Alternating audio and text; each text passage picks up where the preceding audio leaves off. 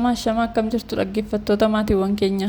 Guyyaa har'aa dhimma malaammaltummaa wal qabate simbiraan keenya nu hordofa. Imalli amma jiru waraana kaabaa irraa gara farra malaammaltummaatti. Deemsi uummataa fi mootummaa walitti buusuuf karaa waraabiyyi guyyaatiin taasifamaa jiru saaxiluun jalqabameera. Biyyi keenya waraana yeroo dhiphachaa turtetti walitti bu'iinsa kana keessa faayidaa isaanii eeggachaa kan turan waraabiyyiin guyyaa hojjettoota mootummaa fi daldaltoonni mootummaa fi uummata gidduu deemuun qabeenya walitti qabachaa turan. Waan itti hin beekamnee fi waan bira hin ga'amne itti fakkaatee turus kunoo amma hundisaayyuu bira ga'amee tarkaanfii irratti fudhatamuun jalqabameera. Malaammaltummaan biyyaaf dhaloota ajjeesuun aadaa taasifamee jira. Waajjiraalee xixiqqoo irraa kaasee caasaa mootummaa kan ta'an hoggantoota olaanoon walitti hidhamee kan jirudha. Hidhanni isaanii bal'aa fi baay'eedha. Kan ammoo gargar cicciruu fi gatuun dirqama ta'eera. Malaammaltummaan sanyii, amantaa fi bifa hin qabu. Hidhatanii turkiin kan walitti hidhamanii argaman gidduudhaa garee faayinaansii bittaaf gurgurtaa qaamolee haqaadha. Keessumatti gumurukitti daldala konkolaataa, simmintoo fi sibiila, weerara lafaa, gabaa maallaqaa doolaaraa irratti warri babbaafaman malaammaltummaadhaan warreen duraadha.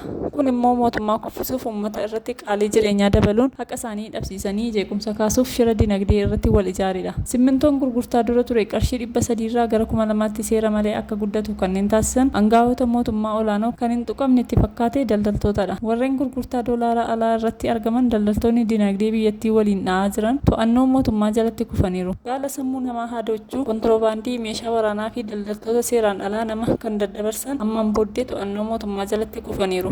Gatii bittaa fi gurgurtaa biyyattii bilbila isaaniin akka barbaadanitti ajajuu warri hin danda'an waan hin tuqamne itti fakkaatee daldaltoota gurguddoo hidhata malaammaltummaatiin warra taphachaa jiranidha. Kun immoo wayyaanee irraa kan dhaalame dhibee kaanserii biyya ajjeesuu kana buqqifnee tarkaanfii ariifachiisaan irratti hin fudhatamu taanaan furmaata hin argamu. Yakkamtoonni hedduu rakkisoo ta'an hooggantoonni olaanoon yommuu irratti beekamutti sabummaa isaanii keessa dhokachuun haasaa siyaasaa akka haasa'uu jalqaban kana dura argamee ture. Hattuun hattuudhuma.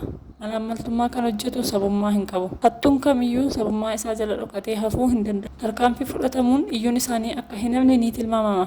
Kana duras argineerra.